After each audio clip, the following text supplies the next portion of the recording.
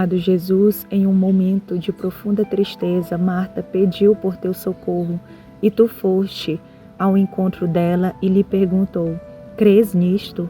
Como Marta, diante de situações de sofrimento, clamamos por ti.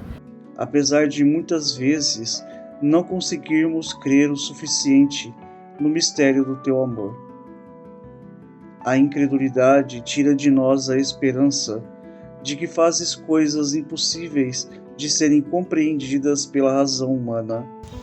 Ajuda-nos a crer no poder da ressurreição. Faças de nós instrumentos de cuidado para tantas pessoas que têm seus corpos feridos pela insanidade das guerras, do racismo, do ódio, da injustiça. Ajuda-nos, Jesus compassivo, a crermos no mistério do amor e a agirmos de acordo com essa fé. Nós cremos e ajuda-nos com a nossa falta de fé. Anima-nos para vivermos em unidade, em meio a tantos sinais de divisão. Em nome de Jesus. Amém. Quando Jesus chegou a Betânia, encontrou Lázaro já sepultado havia 4 dias. Logo que Marta soube que Jesus tinha chegado, foi ao encontro dele. Maria ficou sentada em casa. Marta, então, disse a Jesus: Senhor, se estivesse aqui, ele não teria morrido. Mas eu sei, mesmo assim, tudo o que pedires a Deus, ele te concederá. Teu irmão ressuscitará. Eu sei que ele vai ressuscitar, mas na ressurreição do último dia. Eu sou a ressurreição e a vida. Quem crê em mim, ainda que tenha morrido, viverá. E todo aquele que vive e crê em mim, não morrerá jamais. Crês nisso? Crês nisso? E você, crê nisso?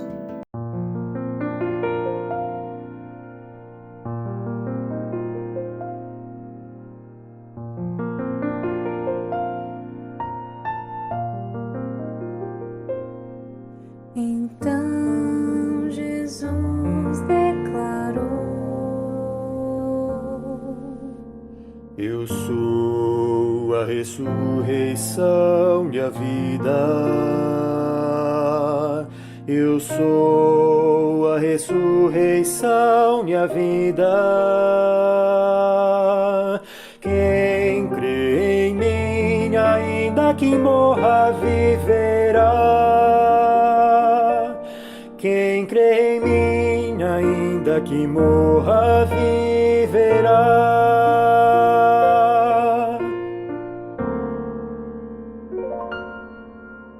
Eu sou a ressurreição e a vida. Eu sou a ressurreição e a vida. Quem crê em mim, ainda que morra, viverá. Quem crê em mim, ainda que morra, viverá.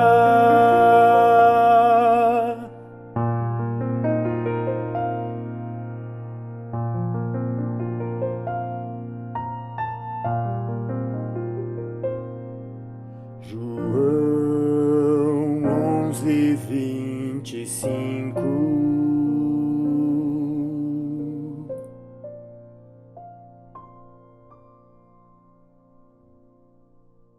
Esta pergunta que Jesus faz para Marta, crês nisso?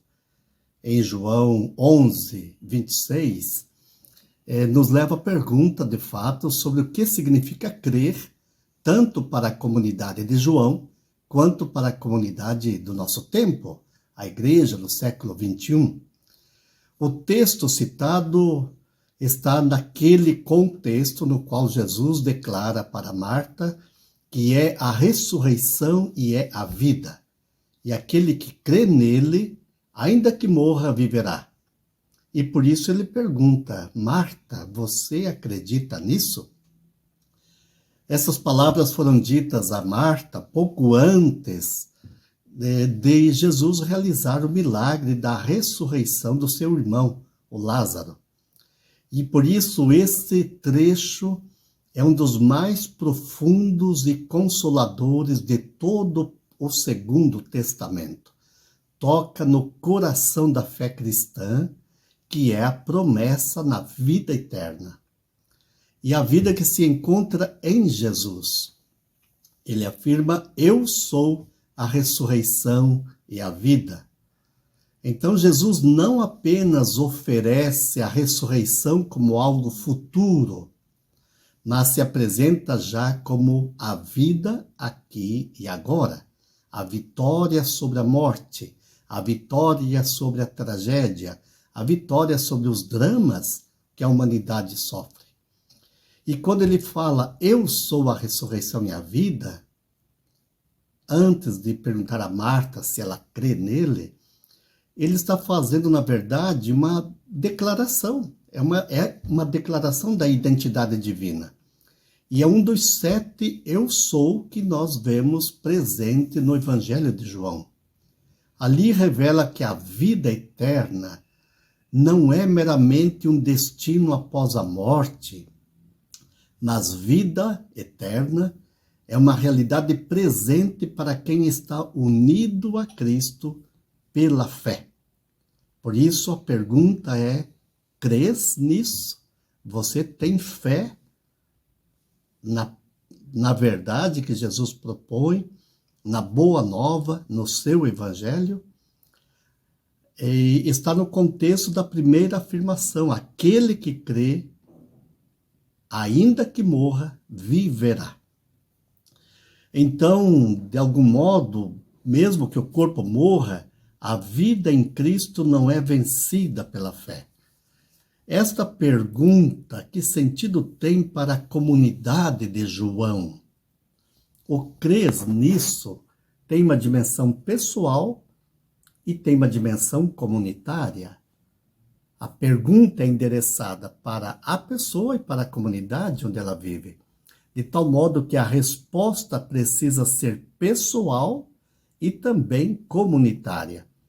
E não é uma questão meramente teológica ou especulativa, filosófica, mas um apelo à existência crente, tornar a fé uma realidade existencial, que precisa ecoar no conjunto do ser e do agir, na totalidade da vida humana.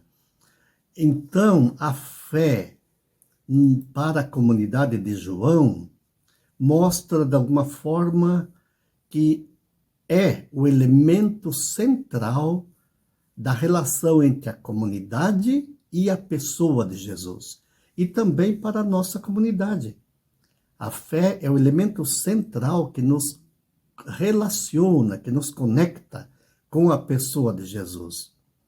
João não apresenta a fé apenas como aceitação intelectual de doutrinas e ritos, mas como essa conexão íntima, interior, uma entrega profunda, pessoal e transformadora a Jesus, quando nós o reconhecemos como o caminho, a verdade e a vida.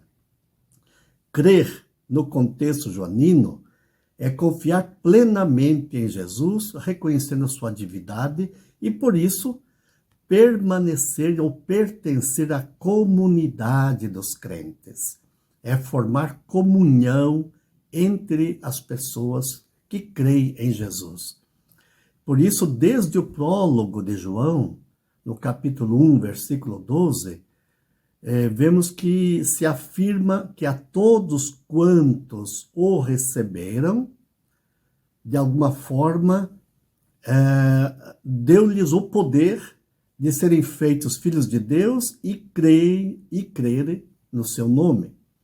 E, portanto, a fé é uma entrada numa nova família de Deus, como fundamento da identidade, da comunidade, da igreja, ou a comunidade cristã como tal. E a comunidade vive, então, tanto no tempo de João quanto no nosso tempo, em meio a perseguições, em meio a dúvidas, tensões, conflitos e mesmo divisões, como percebemos tanto no interior de uma determinada igreja, como entre as igrejas. E nesse sentido, crer nisso significa engajamento prático, concreto para superar, para dar a nossa contribuição e superarmos essas tensões, conflitos ou divisões que possam existir na comunidade. A fé, então, é uma vivência prática. Significa, em João, amar uns aos outros e dar testemunho da verdade. A comunidade toda é chamada perseverança na fé, de tal modo que possibilite a resiliência frente às adversidades que nós percebemos no mundo atual. Então, o sentido da fé para a comunidade é duplo. De um modo, é reconhecer Jesus como o enviado de Deus. E, de outro lado, é o meio pelo qual nós acreditamos na possibilidade de uma vida nova, e vida plena, e vida em abundância, nos diz João no capítulo 10, versículo 10. Vida plena, vida nova, vida em abundância, implica, de alguma forma, então, superarmos as situações de morte, de dor, de injustiça, situações de fome, situações de pessoas que são discriminadas, várias relações de desigualdade que não nos possibilita nos sentirmos verdadeiramente irmanados na mesma fé em Cristo e por isso comprometidos a vivermos na comunhão, vivermos na comunidade dos crentes em Jesus. Isto implica que o ser comunitário é para nós o grande desafio que o mundo está esperando nos dias de hoje. O mundo fragmentado por injustiças, por guerras, por polarizações que nós percebemos constantemente. Acabei de falar também a fome, a miséria, as homofobias, xenofobias, misoginias que discriminam as pessoas, que afirmam relações preconceituosas de uns frente aos outros, nos leva a responder a Jesus que cremos no que ele fala de vida eterna, como vida nova, vida em abundância, assumindo compromissos para superarmos tudo aquilo que descaracteriza o ser comunitário.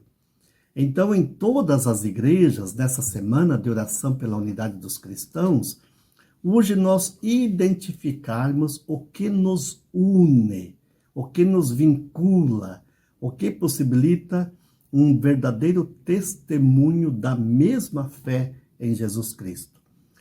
E, por isso, superarmos aquilo que nos divide, superarmos aquilo que causa conflito, seja no aspecto doutrinal, no aspecto moral, no aspecto disciplinar, no aspecto pastoral.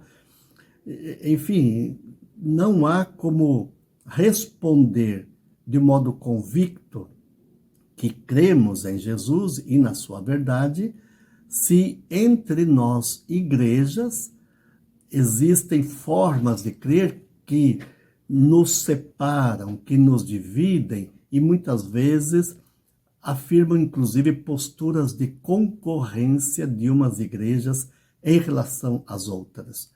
Então, expressar o aspecto comunitário da fé é mostrar a ecumenicidade da fé cristã.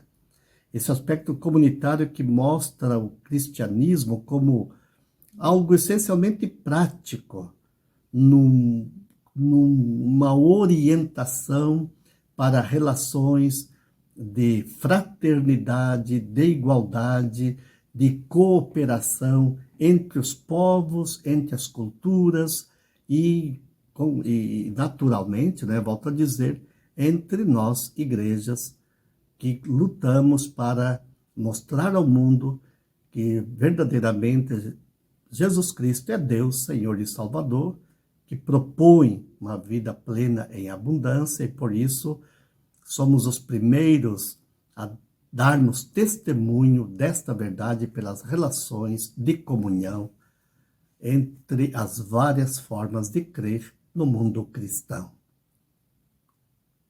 Pai nosso que estais nos céus, santificado seja o teu nome. Venha a nós o teu reino. Seja feita a tua vontade, assim na terra como no céu. O pão nosso de cada dia nos dá hoje, perdoa as nossas ofensas, assim como nós perdoamos a quem nos tem ofendido.